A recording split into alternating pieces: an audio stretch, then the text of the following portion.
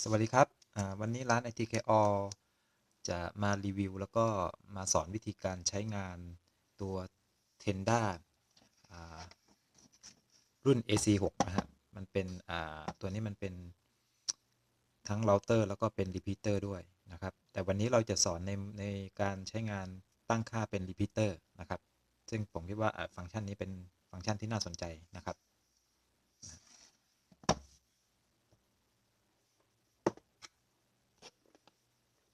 เบื้องต้นเลยนะครับผมจะจำลองสถานการณ์ว่า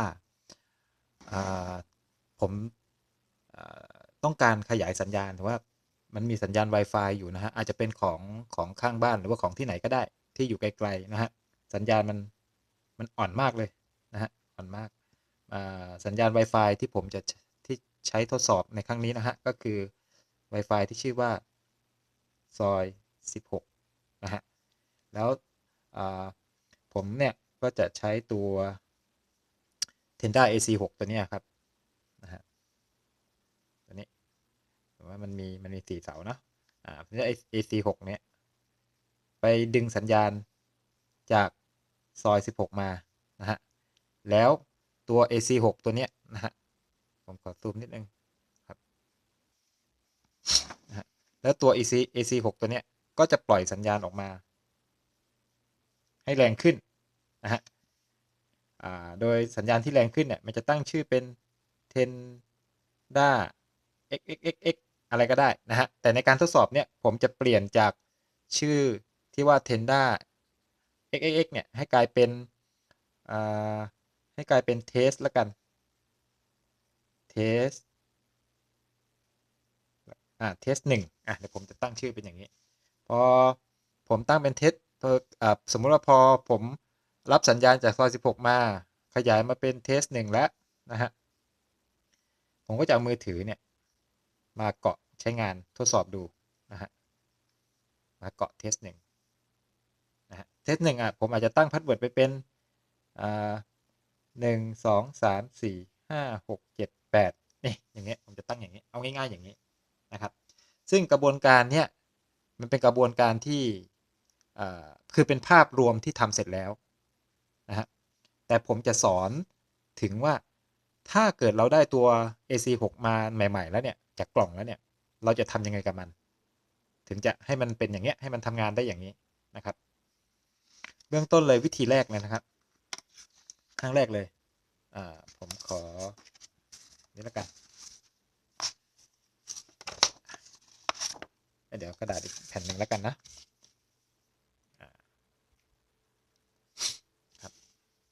วิธีแรกขั้นตอนแรกเลยคือหนึ่งเอามือถือเชื่อมต่อ Wi-Fi ไปยังตัว Tenda XX นะฮะเนี่ยประมาณนี้ครับในที่นี้ตัว Tenda เนี่ยหลังจากแกะกล่องมาเนี่ยผมก็เสียบปลั๊กแล้วนะฮะเสียบปลั๊กให้ตัวมันแล้วหลังจากเสียบก็มีไฟขึ้นอย่างเงี้ยเป็นสถานะปกติมันนะผมก็วางแล้วผมก็มาจัดการที่มือถือนะครับมือถือผมก็ไปเลื่อนมาที่ตัว Wi-Fi มาดูการเกาะ Wi-Fi ยกตัวอย่างในเนี้ยมันเกาะเชื่อมต่อแล้วจริงๆมันอาจจะเป็นอย่างนี้เนี่ยเบื้องต้นเลยถ้าเราไม่ได้ทำอะไรกับมันเราก็จะเห็นสัญญาณนะฮะเราก็เห็นสัญญาณที่ชื่อว่า Tenda E อะไรเนี่ยไอตัวข้างหลังมันเป็น serial number ของเครื่องมันจะต้องไม่ซ้ำกันนะครับผมเจออย่างนี้ผมมีมือถือผมก็เกาะเข้าไปผมเชื่อมต่อแล้วเรียบร้อยนะฮะกระบวนการที่เชื่อมต่อเนี่ยมันก็คือกระบวนการผมมีมือถือนี่คือมือถือของผมเนาะผมมาเชื่อมต่อ Tenda ตัวนี้ AC6 เนี่ย AC6 ผ่านที่ชื่อ Wi-Fi ที่ชื่อว่าหรือจริงๆเราเรียกว่า SSID นะฮะ SSID ที่ชื่อว่า Tenda แล้วก็ตามด้วย E อะไรสักอย่างเนี่ยว่าไปเนี่ยตอนนี้ผมเกาะแล้วนะฮะขั้นตอนนี้เกาะแล้วขั้นตอนที่2หลังจากเกาะแล้ว นะฮะเราก็ไปที่หน้าเบราว์เซอร์แล้วก็เบราว์ไปที่ 192.168.0.1 เพื่อไปทำอะไรนะฮะเพื่อไปคอนฟิกมันหมายความว่าเราเนี่ยเอามือถือไปเชื่อมต่อนี้แล้วเราก็จะได้หน้าคอนฟิกมันจะเป็นหน้าคอนฟิกขึ้นมาว่าเราจะทำอะไรกับมันบ้างจริงๆหน้าเนี่ยมันก็คือหน้านี้แหละนะฮะมือถือเราจะไปสามารถจัดการตั้งค่าให้มันเป็นรีพีเตอร์นะครับนะถึงขั้นตอนนี้เราเกาะแล้วนะฮะเราเกาะแล้วก็ย้อนกลับมาที่ Chrome นะครับแล้วก็พิมพ์นะฮะ192.168.0.1ครับแล้วก็กดเข้าไปตึ๊ดมันก็จะโผล่หน้านี้ถ้าใครไม่โผล่หน้านี้นะครับใครไม่โผล่หน้านี้ให้ลองปิดการเชื่อมต่อข้อมูลนะฮะปิดคือง่ายๆว่าปิด 3G 4G นะฮะปิดไปเลยปิดอย่างนี้ปิดไปครับเดี๋ยวนะ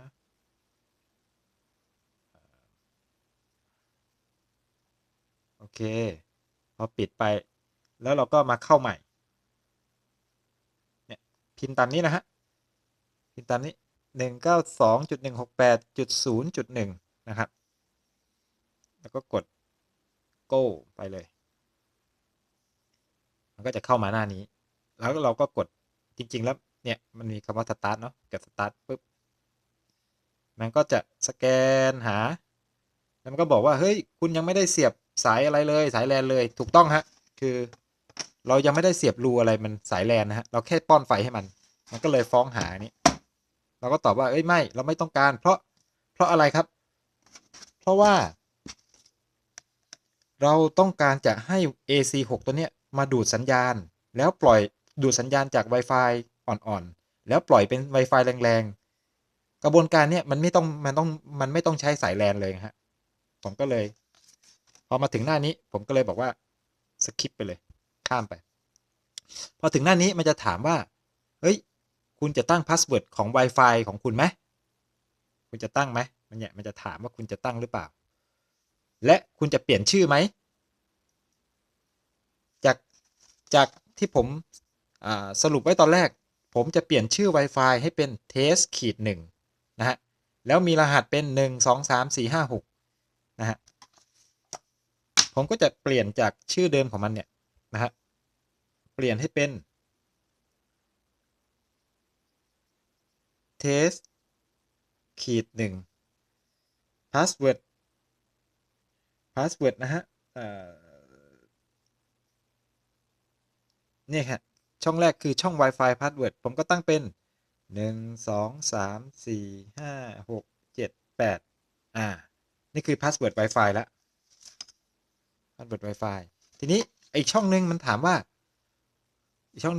าคุณจะให้ password ของการเข้าไปตั้งค่ามันเนี่ยเหมือน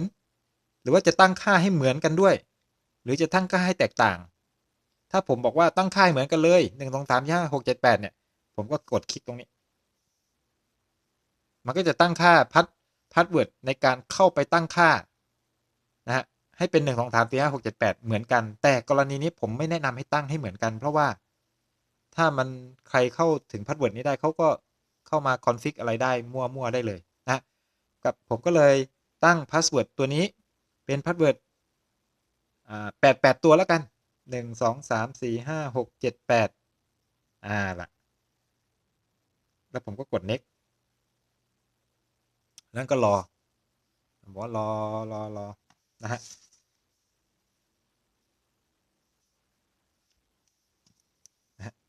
ผมขอเขียนย้อนนิดนึงเข้าไปเบราว์เซอร์แล้วก็เปลี่ยน SSID ไปเป็น test ขีดหนึ่งแล้วก็ตั้งค่า password Wi-Fi เป็น1 2 3 4 5 6 7 8แล้ว password อีกอันนึงคือ password admin นะเราเรียกว่า admin เป็น8ตัวอย่างนี้หลังจากนั้นมันก็จะ สแกนนะฮะนี่สแกนเสร็จแล้วมันก็บอกว่าเนี่ยพอหน้าเต็มๆนั้นนะฮะขอซูมก่อนมาเนี่ยหน้าเต็มๆมันก็บอกว่าตอนเนี้ย Wi-Fi เนี่ยคุณจะเห็นเทส1กับเทส1.5 จิกข้อที่4มันก็จะมี Wi-Fi โผล่ขึ้นมาคือเทส1กับที่2ก็คือเทส1นะฮะแล้วก็ underscore 5 จิกหมายความว่าอะไรหมายความว่าอันแรกเนี่ยมันเป็นความถี่ 2.4 จิกนะฮะความถี่ Wi-Fi 2.4 จิกอีกอันนึงเป็นความถี่ Wi-Fi 5 จิกขึ้นอยู่กับมือถือแล้วว่ามือถือเรามี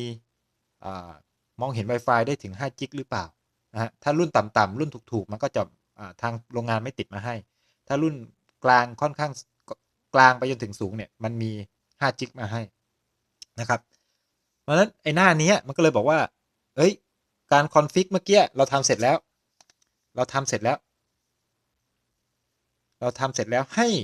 ให้ย้อนกลับไปหา Wi-Fi ในเครื่องในมือถือมันจะมีนะที่ชื่อว่าเทสขีดหนึ่งกับเทสขีดหนึ่ง underscore 5 จิกผมก็ย้อนกลับมานะครับย้อนกลับมาตรงที่มาดูที่ Wi-Fi นะครับจิ้มเข้าไปปื๊ดสังเกตนะฮะมือถือผมมองเห็นแค่เทสขีดหนึ่งเพราะว่ามือถือผมมันเป็นรุ่นของรุ่นถูกๆเป็นรุ่นของ True นะฮะรุ่นถูกๆเลยตัวนี้1,000 กว่าบาทนะครับ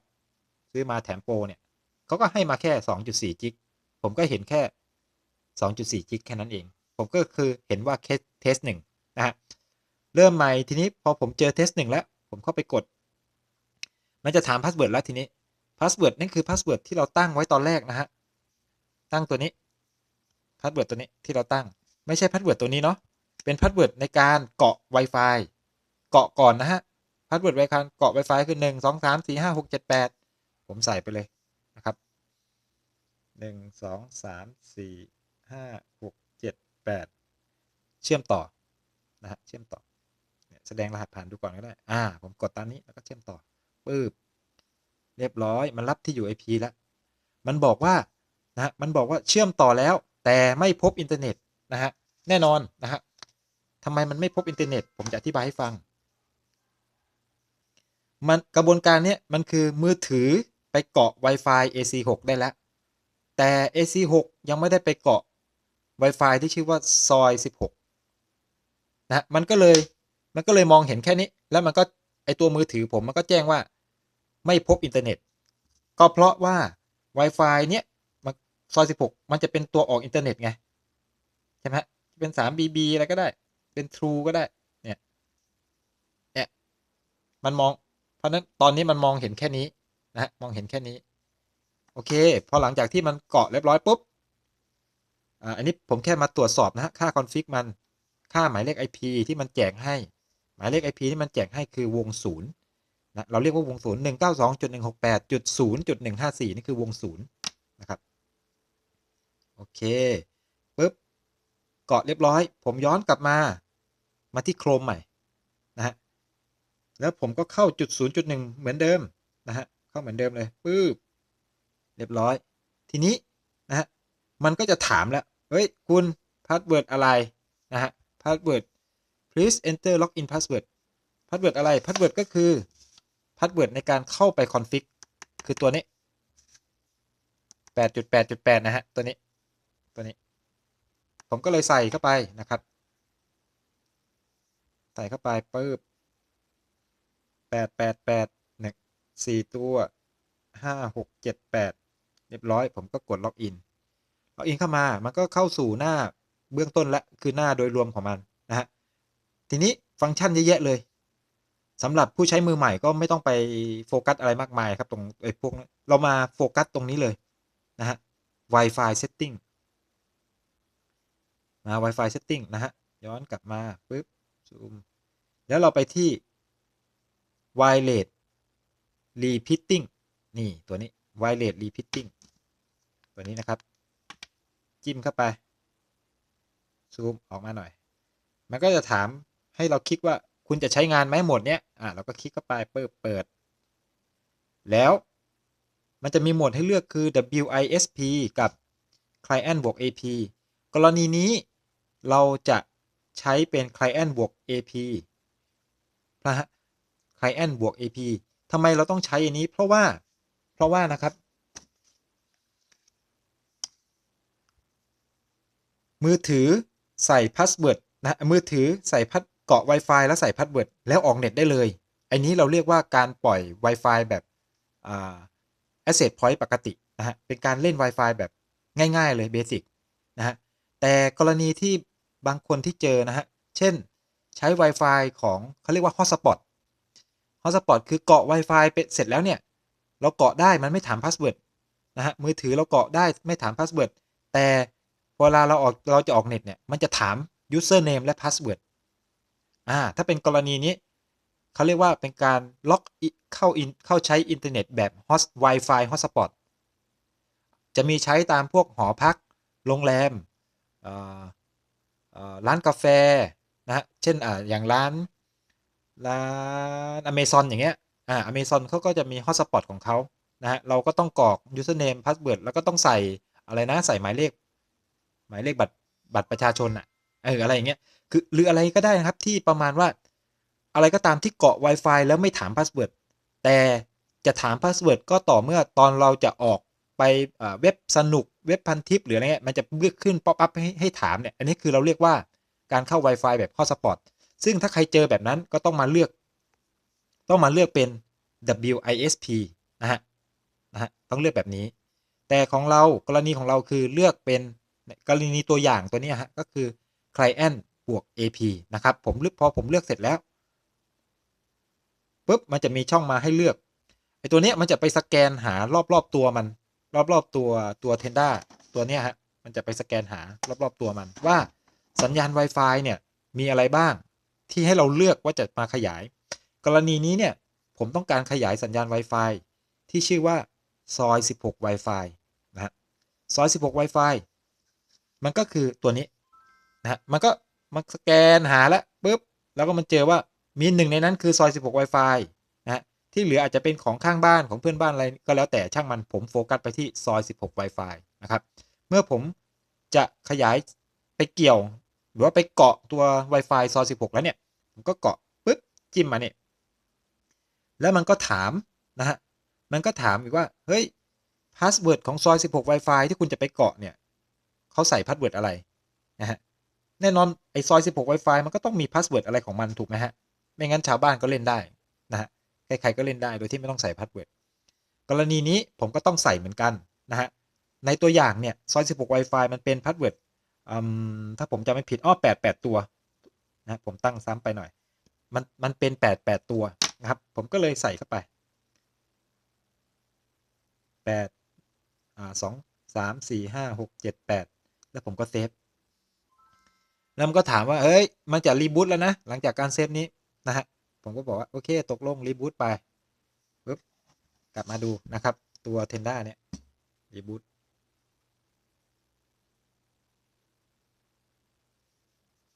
สถานะในมือถือมันก็นะฮะดูในมือถือด้วยมันก็จะบอกว่ารีบูตไปแล้วนะ25% 26%สังเกตตัว Tenda ครับก็รอปึ๊บกำลังรีบูตแล้ว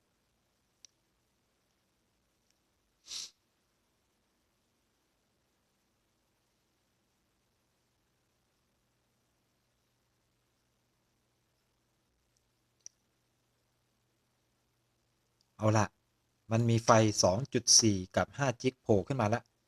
ผมคาดว่ามันรีบูตเสร็จแล้วนะครับ ผมก็วางไปนะฮะแล้วก็กลับมาที่นี่ กลับมามือถือ ย้อนกลับไปนะฮะหน้า Wi-Fi สังเกตนะฮะสังเกตว่าเดี๋ยวรอแป๊บหนึ่งมีเทสหนึ่งโผล่เข้ามาแล้วเทสหนึ่งย้อนกลับไปนะฮะเทสหนึ่งคือที่เราทำไว้ตั้งแต่ตอนแรกเนี่ยโผล่มาแล้วแล้วก็กำลังพอดีมือถือนี่มันออโต้แล้วเพราะว่าก่อนหน้านี้มันจำค่าแล้วนะฮะมันก็เลยบอกว่าเชื่อมต่อแล้วสังเกตนะคำว่าอ่า ไม่สามารถไม่เข้าถึงอินเทอร์เน็ตอะไรอย่างเงี้ยหายไปแล้วมันมีแต่คำว่าเชื่อมต่อแล้วนะครับนะให้ดูอันนี้คือดูแค่ค่าคอนฟิกตัวอย่างมันสังเกตจากเดิมที่มันเป็น 192.168.0 จุดอะไรก็แล้วแต่เนี่ยปัจจุบันมันเป็นจุดหนึ่งแล้วนะฮะจุดหนึ่งคือเราเรียกว่ามันอยู่วงหนึ่งแล้ววงหนึ่งคืออะไรวงหนึ่งก็คือไอตัวนี้ละ192.168.1.xxx มือถือตัวเนี้ยได้เข้าไปสู่วงของซอย16แล้วอันนี้คือง่ายๆแล้วคือมันก็เชื่อมต่อในอยู่ในวงแล้วมันจะบายพาสไอตัว AC6 ไปแล้ว AC6 ทำหน้าที่เป็นขยายสัญญาณเชื่อมจากอันนี้แหละแต่มันไม่ได้เชื่อมโดยตรงเนาะมันก็ผ่าน Wi-Fi ที่ชื่อว่า Test ตัวนี้ไงมันก็คือโดยภาพรวมมันก็เหมือนกับอยู่ในวงเดียวกันแล้วเรียกวงเน็ตเวิร์กเดียวกันแล้วนะครับแค่นี้ก็หมายความว่าเชื่อมต่อได้แล้วนะครับอันนี้ผมลองตัดการเชื่อมต่อใหม่เนาะโอเคแล้วก็เชื่อมต่อใหม่เชื่อมต่อตึ้งรับที่อยู่ IP ปุ๊บนะฮะเรียบร้อยแล้วนะครับพอเชื่อมต่อเรียบร้อยนะครับผมก็ย้อนกลับมามีลองเข้าอะไรดีเข้า YouTube ก็ได้นะครับเรียบร้อยอะไรก็ว่าไปผมเข้า YouTube ได้นะครับประมาณนั้นนะครับ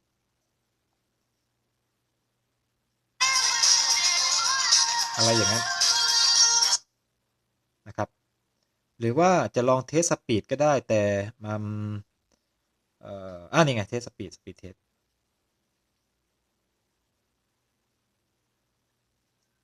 นะฮะแต่มือถือนี่มันเป็นมือถือรุ่นกากอะครับผมเลยไม่คือจริงๆมันควรจะได้เร็วกว่านี้แหละถ้ามือถือมันดีนะครับ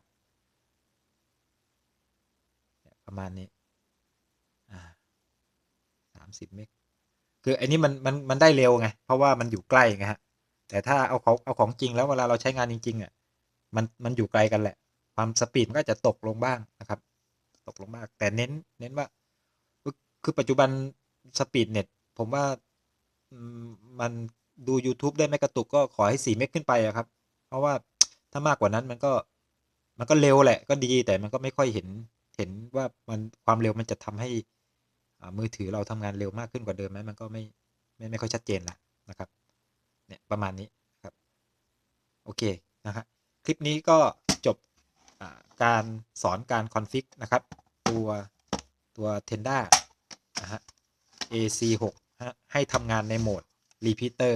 โดยที่การเซตอัพไม่ต้องใช้คอมพิวเตอร์เลยนะครับใช้แค่มือถือแล้วก็เจ้าตัวนี้ก็พอนะครับคลิปนี้ขอจบเพียงแค่นี้ครับ